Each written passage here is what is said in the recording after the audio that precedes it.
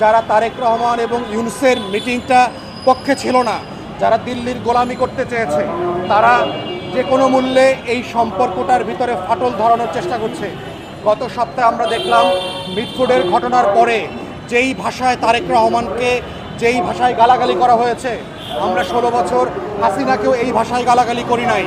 বিএনপির সমালোচনা করার রাজ্য, তারেক রহমানের রাজনৈতিক সমালোচনা করার অধিকার সবার থাকবে, জামাতের এনসিপির সবার থাকবে। কিন্তু এইটা করতে গিয়ে একটা রাজনৈতিক দল আর একটা রাজনৈতিক দলকে যেভাবে শত্রু ভাবাপন্ন করছে, এটা কিন্তু ভালো লক্ষণ না।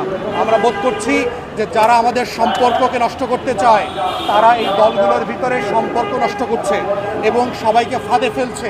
এই ফাঁদে ফেলার মধ্য দিয়ে একটা 111-এর গ্রাউন্ড তৈরি করবার ষড়যন্ত্র হচ্ছে। অতএব সকল বড় রাজনৈতিক দলকে বলছি, বিএনপি, জামাত এবং এনসিপিকে দয়া করে ডিএসকেলেট করেন, সম্পর্ককে আর বেশি টেন্স করেন না, একজনের বিরুদ্ধে আরেকজন স্লোগান দিয়েন না, রাজনৈতিক সমালোচনা করেন, কিন্তু বাপ মা তুলে যে ধরনের স্ল্যাং ভাষায় গালাগালি করছেন, এইটা কোনো দায়িত্বশীল রাজনীতি হইতে পারে না। 24-এর পরে আমরা যখন বলছি নতুন রাজনৈতিক বন্দোবস্তের কথা, সেই নতুন রাজনৈতিক বন্দোবস্তের ভিতরে এই ভাষা পড়ে না। অতএব আমরা সবাইকে বলছি, নিজেদের ভিতরে টেনশন কমায় ফেলেন। ডিপ স্টেট, দিল্লি এবং আওয়ামী লীগের পতিত সরকারের ফাঁদে পড়বেন না, তাতে বাংলাদেশ ক্ষতিগ্রস্ত হবে। আজকে বোধ করছেন এনসিপি মাইর খাইছে, গত সপ্তাহে বিএনপি মাইর খাইছে, এইভাবে করলে কিন্তু প্রতি সপ্তাহে এক একজন মাইর খাবে এবং আমরা সবাই মিলে দুর্বল হয়ে যাব। এইটা গণ অভ্যুত্থানের বাংলাদেশ গড়ার পিছনে বাধা হয়ে দাঁড়াবে। তাই আমাদের বিনীত অনুরোধ রাজনৈতিক দলগুলোর প্রতি, জাতীয় শত্রু সাপেক্ষে রাজনীতি করেন। দেশের শত্রু রাষ্ট্রের শত্রু, আর রাজনীতির প্রতিপক্ষ এক জিনিস না। বিএনপি, জামাত, এনসিপি হচ্ছে রাজনৈতিক প্রতিপক্ষ, রাষ্ট্রের শত্রু না, দেশের শত্রু না। অতএব সেই ভাষায় যেন আমরা কথা না বলি, দেশের বিপক্ষে যেন চলে না যায়।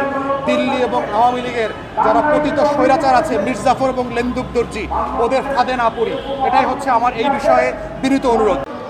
3 সপ্তাহ ধরে জাতীয় নাগরিক পার্টি এনসিপির দেশব্যাপী পদযাত্রা চলছে এবং ইতিমধ্যে তারা 30-এর উপরে জেলায় তারা পদযাত্রা করেছে। তারই অংশ হিসাবে গতকালকে তাদের গোপালগঞ্জে পদযাত্রা এবং সমাবেশ ছিল। সমাবেশের প্রায় শেষ দিকেই তাদের এক দফা হচ্ছে ওখানে আক্রমণ করা হয়েছে এবং তাদের যে মঞ্চ ছিল, মঞ্চ আগুন দিয়ে পোড়ায় দেওয়া হয়েছে, চেয়ার ভাঙা হয়েছে এবং তাদের যারা নেতাকর্মী ছিল তাদের উপরে হামলা করা হয়েছে। এটা খুবই দুঃখজনক এবং ন্যাক্কারজনক।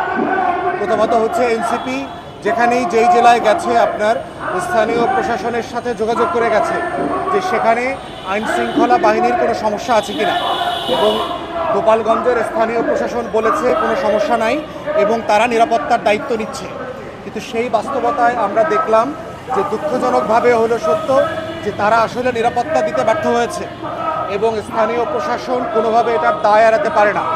সেজন্য আমাদের বক্তব্য হচ্ছে, প্রথমত হচ্ছে এনসিপি কোনো ফাঁদে পড়ল কিনা প্রশাসনকে বিশ্বাস করে সেইটা এনসিপির নেতৃবৃন্দকে বিবেচনা করতে হবে, পর্যালোচনা করতে হবে। দ্বিতীয়ত হচ্ছে এটার সাথে যারা যারা জড়িত, ডিসি, এসপি, টিএনও, ওসি, গোয়েন্দা সংস্থার বিভিন্ন বাহিনীগুলোকে ইমিডিয়েটলি ডিসমিস করে তাদেরকে বিচারের আওতায় আনা জরুরি। তৃতীয় হচ্ছে স্বরাষ্ট্র উপদেষ্টা রিপিটেডলি ফেল করছেন দেশের আইন শৃঙ্খলা বাহিনীর নিরাপত্তার দায়িত্ব নিতে।